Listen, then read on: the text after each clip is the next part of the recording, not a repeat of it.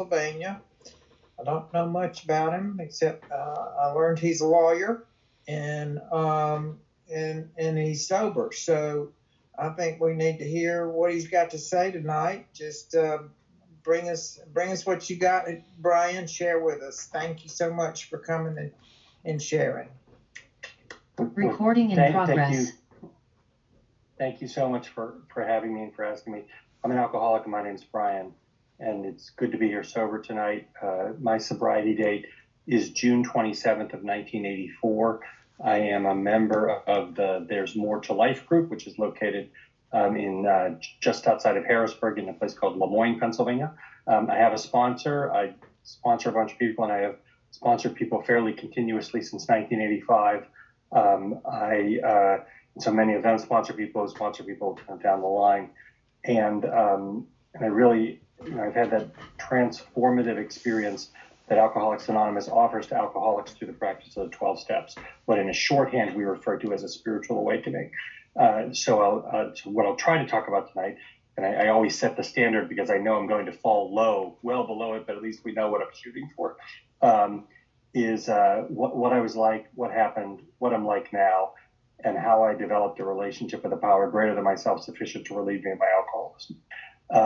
Now I will be honest, I'm a little off kilter tonight. I actually just learned this afternoon that one of my cousins is dying, and kind of came out of nowhere, and that it had gotten this serious, and so it is, distracting is the wrong word. Whatever the right word is, it sort of has me a little off. But there's no better place and no better activity in all those things, in my experience, than to show up and to continue doing this. The third step promise us that if we try to stay close to God and do God's work well, that we will be taken care of. And as far as I can tell, God's work really is about taking care of each other and about carrying this message to people, because we are uniquely qualified to do that to some of the most ill people in the world. And I'm looking at Ryan, but I'm actually thinking of all of us generally. And so, but no, really, that some of the most ill people in the world, that we can be transformed. So it's a gift to be able to show up here tonight. I do tend to start all over the place, but I started all over. I started actually today, so I'll jump back now. That this happened years ago, but it really gave me a great insight into myself, which is that I got sober in Pittsburgh, and I had moved away, and really for the first 10 years I was sober, I moved quite a few times for a mix of work and educational opportunities. But I right at my 5th year anniversary, I had moved back to Pittsburgh for work. And I thought what I would do is take advantage of that, and I would go to my very first home group. And I envisioned this as being such a treat, for them, to have sort of me back. Star pupil has returned, kind of is how I was thinking about it. And so I went to the meeting, and there was a woman named Helen there who had been at my very first AA meeting and was at meetings with me regularly throughout the first year. And she came up to me and she said, "It is so good to see you," which is really, honestly, basically what I was expecting. And then she said, "We never thought you'd get sober." She said, "You were so angry." And among other things, the great insight I got into that was that even then, still at some low level, I thought I had successfully hidden that from people. And that I had done this great job, the great alcoholic job, of walking into the room, scanning it, trying to figure out what we need to do to fit in enough to get through the encounter, clicking on that mask, going through it, leaving, taking off that mask and putting on another one, to operate somewhere else. And what she helped me to see was that had never been true for me. That's what I thought was happening. What was really happening was people were seeing right through that, and they could see through it not because they were smarter than I was, but because they were the same as I was. And maybe the other important lesson that came to me out of that was, whatever it is we think we're hiding or that we need to hide, neither is true. We neither need to hide it, nor are we doing so successfully. And so, and in fact, it is those things that really trap us. So among many other things, when I felt inadequate when I came into AA, I felt inadequate in my drinking history, because when I would sit in meetings and people would talk about, oh, I had like 12 DUIs and totaled 15 cars and, 6 wives and, 9 husbands or whatever the things were at all these jobs. And I had never owned a car. I had never been married. And a lot of those external things had not happened to me. So I got a little, and I was 19 when I got sober. So I got a little bit of, but not a lot, honestly, not a lot, a little bit of the message of you're too young, or, I spilled more than you drank kind of. Most of the people I was around, and I was gifted with this, that they understood what alcoholism was. So that age is irrelevant. And as one of them told me, if that guy had been better at drinking than he was at spilling, he probably would have gotten here when you did. But I also used that as a way to distinguish myself from people, because I didn't really want to belong. But I ended up, I come honestly from a long line of drinkers, but what had happened to me was I had kind of unremarkable life in a lot of ways, really up to going away to college. And I started drinking there. It's a kind of a way of fitting in, except whatever it is that some people have, where they sort of experiment and then they become social drinkers and then they might become hard drinkers and then they might become alcoholic drinkers. I didn't have that. I went from never having been drunk to like full-blown alcoholism in a really short period of time. I don't know why that's true, but I know it is true. It is, when it hit me, it is game on. Every switch goes on. And the only way I know how to describe it is the only way I could have drank more is if I'd had a second throat. Because I could not put it down quickly enough. I mean, I just couldn't get it. And I didn't know when I was in that what was happening to me was not what was happening to the people around me.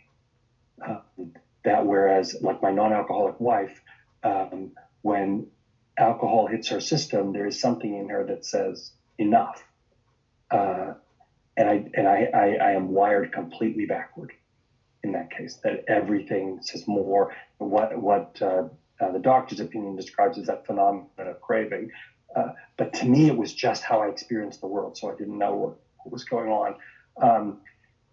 Because I was drinking that way, and I couldn't function in any way that most people are supposed to be able to function when they're in college. And one of the things that later became clear to me, but that really defined my life there, was that difference between any non-alcoholics and alcoholics, and that while many non-alcoholics tend to change their behavior to meet their goals, alcoholics change their goals to meet their behavior. And so if I wanted this, but I couldn't have it and drink, I would take less. And I would continue to do that. And every time I either tell myself it wasn't less, or it's somebody else's fault, or it's okay, or if I got the breaks they got, I wouldn't have to do this. Knowing it was a lie at some level, so completely twisted around the pole about it. one of the things I discovered in sobriety, in addition to that, was that lifestyle, changing my goals to meet my behavior, is a symptom of alcoholism, not a symptom of drinking. And if I do not treat my underlying spiritual illness, my dry life will look the same way. And I will constantly take less, and I will do less, and I will reject the life that God is giving me in favor of trying to manage self-centered fear. And the whole time saying, oh, it's easy for these people because they got the right parents, they got the right job, they got the right neighborhood, whatever they got that I didn't get. And that was that consuming self-pity that I walked through the world with the idea that everybody else gets dealt a full house and I get 5 unrelated low cards in my hand, and that's what I had to play. But because of the drinking, I'm getting in all kinds of trouble. There are people who are trying to help me, the deans of the school, the disciplinary deans, trying to help me. The problem is I didn't want to be helped in the way that they could offer help. The help they wanted to offer was that I had to do things to be different. The help I wanted was that they could do things so that I didn't suffer the consequences that flowed from my actions. And so that I could be forever excused. And it's surprising how few people find that attractive, and no one seems to think it's as good an idea as we do. And so I just, I'm spinning down. They helped me to get into drug and alcohol counseling, and I treated that the way we treat it when we're drinking, and I got exactly the result you would expect from it. I was back in a lot of trouble again, and I knew this time was the end. This time I was going to be expelled, and I knew that. And now, coming from where I came from, college was the way out. That was, I wasn't playing any sport professionally. I can't carry a tune. There's nothing artistic or musical that's getting me out. It is education that's getting me out. And I'd always loved school, so that had been a nice fit for me. And I was sacrificing it all. But I knew now that I was in trouble. And for the first time, the thought, this is probably has something to do with your drinking. Everybody else could see that, but I couldn't. See, even my iPad likes that, that level of delusion. But so I went back to this dean who had tried to help me, and I told him, there's something wrong with me, and something wrong with the way I drink, and I think this, and I'll never forget that it was a Friday morning, and he said basically, I will break all of our disciplinary rules and get you out of the trouble you're in right now, in exchange for which you have to go to rehab. And which I'll get you out of trouble you're in now, and at some point in the future you have to do something. The answer is always yes. And so I said yes, of course, but I actually meant it. I didn't know what a rehab was, but I meant it. Just because at that time AA was less, I think, part of the culture than it is now. So lots of people, there are television shows with people have heard the phrase 12-step program, that just wasn't, at least in my world, never heard of it. And so I knew AA existed, the end. And so on that Friday, I thought, I'm doing this. I'm going to rehab. And on Saturday, I'm going to rehab. And the problem with the alcoholic ego is it reconstructs itself so quickly. And the delusion and denial reappear quickly. By Sunday, it's a little fuzzy to me about rehab. By Monday, I'm thinking people go to rehab because they're in trouble, but I'm not in trouble. So why would I go to rehab? So I didn't go to rehab, and what perhaps I should have, because 2 weeks later I was living on a second story of a building, and let's do this, a corner room, and so and there were 2 windows. One window led to a sun deck, and so we would climb out this window head first and drink on the sun deck. And one window did not lead to a sun deck. And in a blackout, I crawled through the wrong window. And so I fell 2 stories down into a concrete window well. And I fractured my skull, did all kinds of other damage, lost lots of blood. and had a lot of other damage related to that.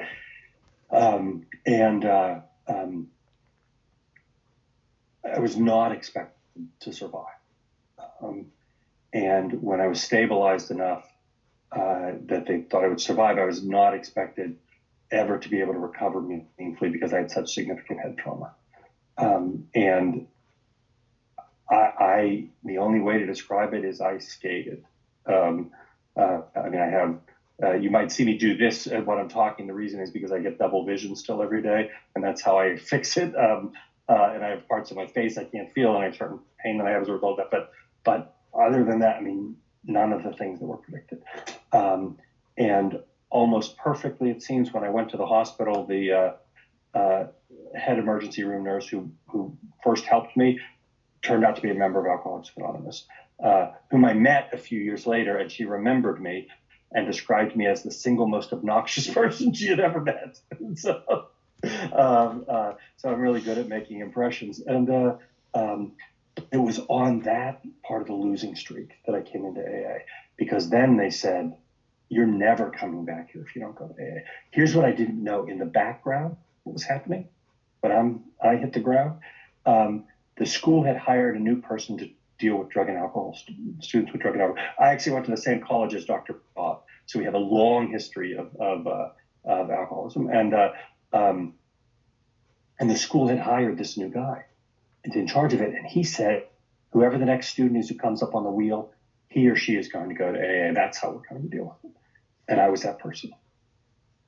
And I thought about that later. If this had happened 6 months earlier, that guy wasn't there, who knows what would have happened to me. It happened right at the right time. So I came to AA, and you would think having, I was unconscious for a while after the incident of hospital. I mean, it was a mess. And I was in a neck brace for a long time and all kinds of stuff. But so I came to AA, but I didn't come to AA to get better. I came to AA to say I have gone to AA. So AA was not about changing me. It was about changing your perception of me. It was just another move. And I didn't really understand that then. But so I went to meetings, and people were incredibly welcoming to me. I was so fortunate. I have heard people speak, and they said, they never heard of a big book in the first 10 years they were sober or something. They didn't know anything about God. They said they didn't know anything. That was not my story. People made it very clear to me from Jump Street, that alcoholism is an illness characterized by a mental obsession, drinking, which is a physical craving leading to spiritual bankruptcy. And the solution to all of that was putting the drink down initially, which is the door opener, not the finish line. And then developing a relationship with a power greater than myself. And I heard that stuff, and I thought, excellent for you, because you are old. But I am young, so what I really need is money and a girlfriend. The less effort I need to put into both of them, the better. But if I could just have those two things, then I can sort of straighten stuff out. And then I improved on that at one point, and I thought, okay, if I can stay sober till I'm old, till I'm 30, surely I will have made so much money that I can retire and drink. Now, when the central driving fact of your thought process is I want to put myself in a position where I'm economically able to drink myself to death, that should tell you there's something really wrong with you. But the problem with alcoholics is we see it as insight, and which is I'm seeing it as insight. So people are giving me suggestions about how to get involved and work with a sponsor, do steps and pray and read the literature. And I'm hearing it, and it's like Charlie Brown's teacher, wah, wah, wah, because I'm nodding. I'm not going to argue with you because I'm not looking for confrontation. I'm just not going to do it. So I'm not the guy. I'm not the guy who wants to fight with everybody and say, "Well, why don't I have to do this?" I don't do that. I'm just like nodding, and then it's like this outside and this inside. And so, and what happened to me is what happens to alcoholics who manage to put down a drink but otherwise don't treat their alcoholism, which is instead of getting better, I got worse. And so, I'm sitting in meetings with people who are, the image that's always in my head. I know this didn't actually happen, but it felt like it did. That I would be sitting in meetings with people who would say, 3 months ago I was living under a bridge. Today I am the president of IBM. Isn't Alcoholics Anonymous remarkable? And I would feel like I've been here 6 months and I'm thinking about killing myself every single day. So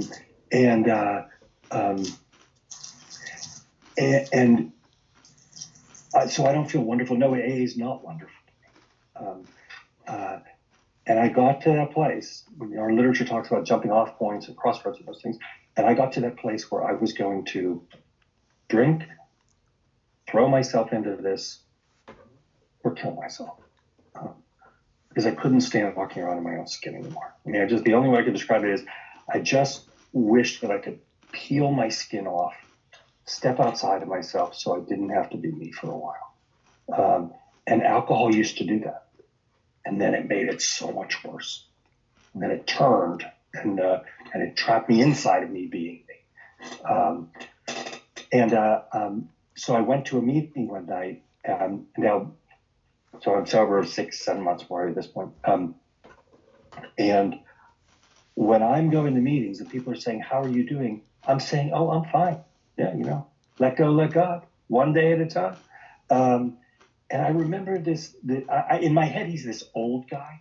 He's probably no older than I am now, but he was like Methuselah to me, basically. And I remember I was talking with him one night. I can't even remember his name. And I said that to him, and he said, "You should always come back to AA because you can always be an example, even if it's a bad one." And I thought, is he talking to me? And the answer was yeah. And you know what? He was right. In the third step prayer, we talk about bearing witness. But sometimes I forget. I kind of thought of bearing witness as something that would happen if I did the prayer. We are always bearing witness to something. It's not a question of whether we're bearing witness. It's a question of what we are bearing witness to. And what I was bearing witness to is what a life looks like when you don't treat your alcoholism. So I went to this meeting one night and I thought, I'm going to share at this meeting and I'm going to say, just forget everything I've said for the last 6 months. None of it's true. I am terrible. And I hate this and I feel like dying. And this was a meeting where there were like 20 to 30 people usually, and that nice coffee, cake, whole group, big setup. So I get to the meeting, the coffee's there, the cake, the whole thing. No one else showed up. And I thought, my real feeling was like, this is so typical of my life. If somebody else needed a meeting, it'd be flowing out the doors. Brian needs it. No one shows up. Consuming self-pity. So I was getting ready to leave, although I didn't know where I was going to go because I didn't have a car because I couldn't drive because I had double vision. And this guy named Tom came in and he said, "Where is everyone?" And I remember thinking, how would I know? You're the member, because I still thought of myself as a guy who was just passing through. And he said, "Why don't we have a meeting ourselves?" Which struck me as a terrible idea. But whatever I needed to say no, I didn't have anymore. We sat down and he just said, "So what's going on?" And it all came out. And here's the stuff that's remarkable about that evening to me.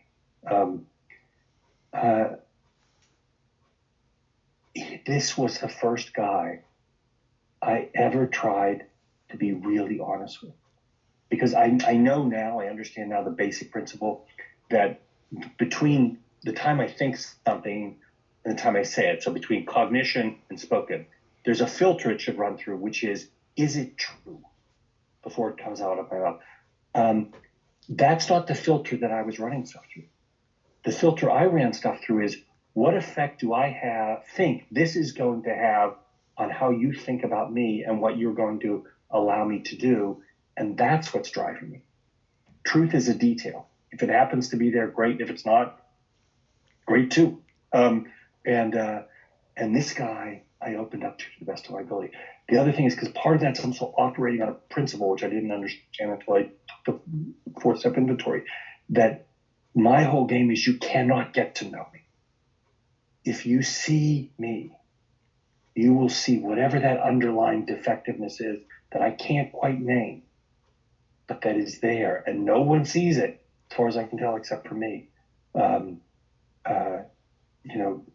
My whole thing is not to let you see it. I had what a friend of mine ultimately described as my Heisman problem. He said, that I run through the world like this, and then I wonder why nobody's close to me. So, and that's what I was protecting. And so this guy opened that door for me. And the other thing that struck me about it eventually is, you know why nobody showed up at that meeting but Tom? Because I didn't need a meeting. I needed the opportunity to sit down across the table from someone who had alcoholism, understood what it was, knew what the solution was, and was willing to share it with me. And I love meetings. I'm a big meeting guy. It can be impossible to get that in a meeting sometimes, in the same way that we can get it one-on-one. I mean, it's just not the same. And I'm sure people would have clapped and been very happy for me, doing whatever they would have done, all nice stuff. But what I needed was that guy, and God gave me exactly right. So I started going from that. I'd love to say I was perfect after that. I was slow, but I got a sponsor. We started working together. Really, he helped me to understand the first and second step, including all of my resistance to the idea of God. And it was not like I'm a non-believer. I sort of wanted to be a non-believer, but as the best way I've described it to people is I wanted to be an atheist, but I was afraid God would send me to hell. And so that relationship, and I had to unlearn a lot of what I thought I had learned about God, and I had to let go of all the stuff I had made up about it, and really have an actual base it on my actual experience of what was happening. And we knelt down together and did the 3rd step prayer together. We've done that with countless people since then, and every time it is this moment of being in this place where someone is trying to make a connection with a power that is going to relieve them of the things that are ruining their lives. And that real connection with God, the most important relationship in our lives. And to get the honor to be present with someone when that happens, it's almost chilling to me every single time. Wrote my first inventory, shared my first 5th step, all those sorts of things. Started that lifelong process of 6 and 7, started the amends process. All the stuff that I had been resistant to. I was doing in group service, so picking up coffee cups, cleaning ashtrays, setting up the chairs, all that sort of stuff, which people were saying would be helpful, and it struck me as sort of ridiculous, that idea, or good for them. Like, I guess if you can't really think your way through this, you need to clean the ashtray. But if you're a kind of a giant brain like this, you can really just think your way through that. And it was those kinds of things that started to really make me a part of AA. At the end of the year, I was accepted back to the college, and I went back, and I knew the gift I got was I understood unless I threw myself into this, I was never going to make it. And that is a gift, because I watch people who kind of hang on the margins, and whether they're drinking or just living lives that are a bit chaotic, and then they try to pick up their game for a little bit and come and talk at every discussion meeting for 5 weeks about the same cat, and then slowly drift away again, and each time it's going to be different. They used to bother me. I actually feel so bad for people in that place now, because that is torture. And the gift that God gave me was the clarity that I will never survive as one of those. And so I threw myself in. I started taking on really picked up my meeting game. I was at a place in my life when I could go to lots of meetings easily, and I did that. And I started taking on various service positions and over time, secretary and intergroup rep and ultimately in all those kinds of things. Started sponsoring people, taking meetings into prisons, meetings into hospitals, meetings into psych wards, and had cleaned up the past entirely, as far as I could, or to the best of my ability. There's that great line that was that the past isn't over, it isn't even past, and so that shows up for us, and that showed up for me. But I finished college, and no one ever expected that. I got to be meaningfully present there, and that was incredibly great. The one I had thrown away, I got because of alcoholism. I got to have because of AA. Finished college, I moved to graduate school. I moved to an area where AA was very different than what I was used to. And I don't know if this is real. It certainly was my experience of it. So that's the caveat. But it seemed to me that when I went to meetings, I was much more likely to hear somebody like complaining about their neighbor than I was to hear people talk about the transformative power of the steps and the development of a spiritual relationship. And I called my sponsor back where I had been living in New Hampshire, and I'd said, I'm afraid, basically, because that's what I was afraid. I had a mixture of fear and self-righteousness, two of my great qualities. And so if only they were assets, I'd be killing it. But I called him and I told him, I'm afraid I'm going to drink. And he said, well, you were raised in a very solid AA tradition, so if they don't know what AA is, you should tell them.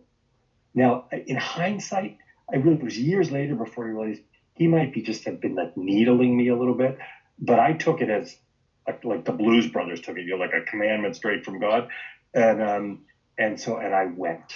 And just in case you're wondering, this is the gift I can give you. If you are ever thinking, I would like to be the least popular person in Alcoholics Anonymous, how can I achieve that? It's actually easy. Move to a new area and say two things. Number one, you don't know what you're doing. Number two, lucky for you, I'm here. If I'd really like that. And so if the tradition said desire to stop drinking and they need to like me, I would have been doomed. But it didn't. And I banged along for a while. And then I talked to my sponsor and he said, basically, how's it going? And I said, they seem to be getting it. And he said, now these people who don't know what they're doing, are they drinking? And I said, well, no, what does that have to do with it? They're not doing it right. And he said, okay, well, you have told them what AA is. Now it's your turn to sit back and listen to understand what's going on with them, to understand what they're doing. An incredibly, I didn't get it at the time, but an incredibly powerful gift to me, because what that taught me was that one of the ways the bondage of self manifests itself for me is that, and this is not an attractive trait, what is going on in my head is far more interesting to me than what is coming out of your mouth. And so I find it impossible to listen to other people. And my conversations, when I'm in that, would be characterized by, I finish speaking so that I can collect my thoughts to move on to something else. You do something, I just talk. But then I start talking again and sometimes it would be like we'd be talking over each other, but it was as though you didn't know that part of the conversation was over.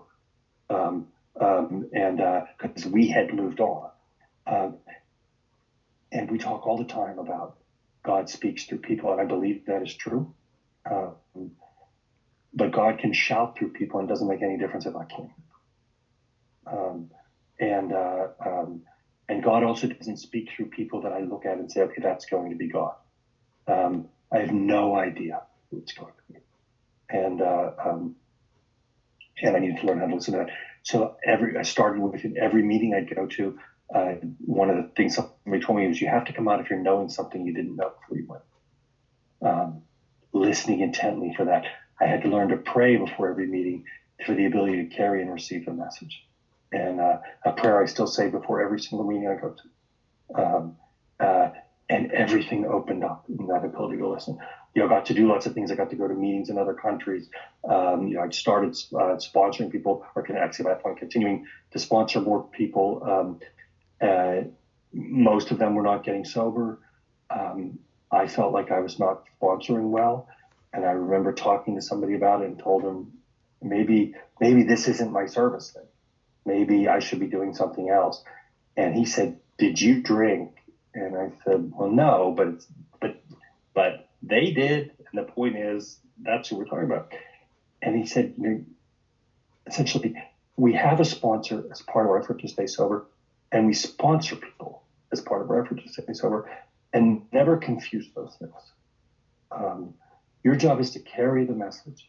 Your job is to interact with your sponsor in an open way so that they can help you in practicing the steps, and particularly the 10, 11, and 12 going forward, and to carry the message. If people won't take the message, they won't take it. And it just might mean they can't take it now, or you can't see it now. But we still keep carrying it. And understanding, and Bill Wilson was so clear about this, carrying the message is vital to our recovery. It is the point of everything else is to get us to the place to do that, and to get us to the place where we can practice these principles in all of our affairs. And the problem, of course, with Alcoholics Anonymous is it's filled with alcoholics. And so we are burdened by self-centeredness and burdened by the delusion of being put upon. And I could fall victim to I would love to carry the message. And when I have time, I will. But I am so busy with fill in the blank. And that sounds really good in our heads. And so when I'm working with people, I need to make sure I'm giving them a chance to say it out loud, because it never sounds good out loud. But in my head, everything sounds good. And the danger is, of course, I think something, I check with myself, I agree, and then I live that way. And one of the great gifts of the fellowship is getting out of that. So I finished graduate school, I moved out into the working world, and I now had to learn how to practice these principles there. In a full-time job, and the kind of work I do, it's all conflict-based. There tends to be a lot of there's money and there's ego and there's a lot of stuff going on. And what happened for me initially with work is that work and money start to become their own higher power. Back to, if I could just stay sober until I'm 30, I could get rich and drink myself to death. A different version of that is, if I can just get enough money to put a barrier between me and the world, then I can do stuff. And I'll do really good stuff. I will be the greatest AA ever. Then. Alcoholics are always good in the future. But there is no future, there's only now. And how am I now? And I had to learn how to do that, how to practice these principles in that world that I worked in, how to practice, how to keep God at the center of all of us, and to be relieved of things like the idea that the seductive idea that power, property, and prestige were really gifts of sobriety. Not things I was craving, just gifts of sobriety, lucky me. And the seventh step talks about how the attainment of greater humility is the fundamental principle that underlies all of the steps in 12 and 12. And I need to be open to that, and that we're sort of heading down in that sense, as opposed to up, but down is up in a lot of ways. And so, but I started to have a life, like a real life that I couldn't have had. And I, shortly after my 9th anniversary, I got married. My wife and I celebrated our 30th wedding anniversary this past fall. I always say the same thing, and the preface is always the same, which is, this is a really low standard that I'm about to say, and I know that. In those 30 years, I've never cheated on my wife. I've never come close. Never hit my wife. I've never come close. Drunk or dry, I would have done both, because I'm a guy who's unable to stay committed to things, who's deeply dishonest in it, who's prone to incredible rage. And that's how it would have come out. I, with 2 children, same thing. I've gotten to be there with them through all of their lives. Never hit them. I've never come close. I would have done that. I've done my best not to demoralize them. I have failed, I know, at various points on given days or given months. But I've done everything to protect their spirit. I would have done the opposite, to try to drive them into a place where I could be comfortable watching them. And since nobody ever gets to a place where an alcoholic's spirit gets comfortable watching them, I would just continue to drive and drive and drive. That's who I would. And God gave me the gift not to do that. I continue to stay active in service, and I continue to grow spiritually. My understanding of God is very different now than it was when I got sober, or 10 years ago, or 20 years ago. And I assume that if I stay engaged, it will continue to grow. Because I really have that feeling, that sense, that experience that God is trying to draw me closer, which is the opposite of where I started. And the other piece of that is, since God is only in the present, and in some ways the only way I can experience God is in the present, that's where God's trying to draw me, right to where I am. And my problem is, unchecked, I spend my entire life in a reconstructed past or an imagined future. And because neither God nor I are in either of those places, no wonder I feel unmanageable in that. And those are always designed to deal with fear. And so that continual training, that relationship continues to grow. Just continue to sponsor people, stay involved in all kinds of service. I found I'm not the best committee person. Now, I don't know if I've given up too early. Some people are really, really good at that. I sponsor some guys who are great at that. I am the opposite of great at that. But there are other things I think I seem to do fairly well, and so I try to put my efforts in that. But things, a couple things happened and that opened up things for me. So I had made all of my amends, and I had made formal amends to my parents, but the one amend that had always felt unmade was the amend to my father. Now, because when I tried to make it, my dad wasn't the guy who could really listen to that. He was just too uncomfortable. The fact that I had made amends to him at all was remarkable, because when I got sober, if you talked to me about trying to make amends to my father, my reaction basically be, I'm sorry, it seems like you haven't been listening. Because here was my experience. My dad was in a lot of ways, a very hard worker, very good provider within kind of a limited income place. But he was a very damaged guy. And so the stories I would talk about would be him, breaking my mother's arm and punching me in the face in public, just losing it, him having her on the ground and kicking her. And I was the oldest boy. So my sense was always I was supposed to get in the middle, and she'd be lying there unconscious afterward. He'd be gone, and I'd be trying to help her. Just crazy. From really young ages. And that's all I could think about. The great gift of the fourth step and that sick person's prayer is that we see people sick as we are, even though we don't like their symptoms. And what I came to understand was that's what I was seeing. I was seeing expressions of my father's suffering.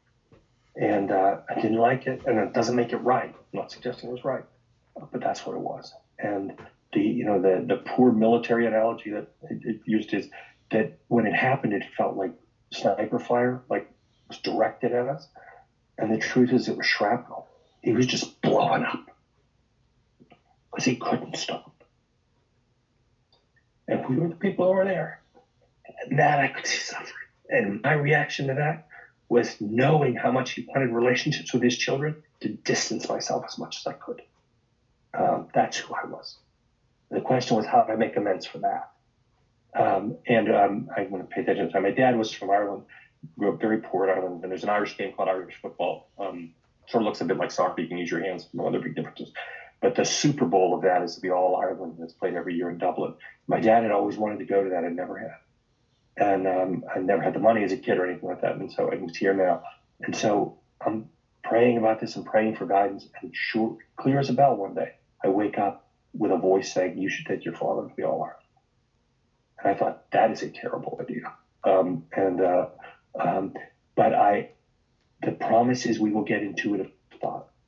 The decision we have made in the third step is to follow that. And if I'm not willing to do that, then I should stop pretending I am. And but because I'm imperfect, I called my younger brother, whom God had not mentioned, and I said, "We have to take our father to the All Ireland." And he said, I said, "I think it's tough to get tickets in Ireland. It's impossible here." And I said, "I know, we got to do it." So a couple of weeks go by, and like 3 weeks later, my brother calls me and says, "We're not coming up with nothing." He calls me and says, "You're not going to believe this." I said, "But I know a guy who knows a guy who works for an ad agency in Dublin. He has tickets to the game, and he'll sell them to us." Guy gave me the tickets. Guy gave me the money. What I had to supply was the willingness, the open-mindedness, and the honesty about all that. And we took our father to that game. We flew over for the weekend, went to the game, came back. And he talked about that for the rest of his life. And while we were there, he told me things about his childhood that he had never told anyone, that he'd never been able to. And that's what struck me so forcefully about that, is that's the gift of amends. We think of it as getting ourselves free, and that is true, no question. But if we do this, we participate with God in the creation of space that other people can get free. Sometimes things that have nothing to do with us. Talk about doing God's work well, that's what it is. And so because that relationship became different, I was able to even parent more lovingly. And part of that change was that ability to see people as suffering that event with my father gave me. I could then even take further. And so when my son started to develop signs of alcoholism, I did what everybody did as a first step. Well, no, it's not that. It's just immaturity. No. So then I did step 2 as I tried to parent him out of it, as we all do. And just in case you're wondering, no, the streak remains unbroken. That did not work either. And I'm praying and praying and praying, and the message that came back is, because I'm thinking, what can I do to stop this? And the message that came back is, your job is to do everything you can to carry the message, so that if he needs to come through a door with people on the other side who have the solution, there will be a door and people. And so I threw myself further and further back into that, and he got worse and worse. And then my prayer changed. And it was, how could you do this? You couldn't spare him. And the answer that came back was, who better to raise a child with alcoholism than somebody who's recovered from it? Why do I think it should be people other than me? And that gave me the gift of really seeing him in the midst of it. Not the arrests, not the psych wards, not the accidents. Him. Somebody I loved who was suffering in the same way I had suffered, in the same way generations of my family have suffered. And because I could be there, I believe that when he had a place where he needed help, he was able to call me to say he wanted to go rehab. I could have, I'm not the reason he got sober. I could have made it harder for him, unquestionably, and I would have left him my own devices. And he called me, ended up going to rehab, moved back to Harrisburg, and ended up being sponsored by a guy I had sponsored. Your job is to make sure if he comes through the door, the people on the other side have the answer.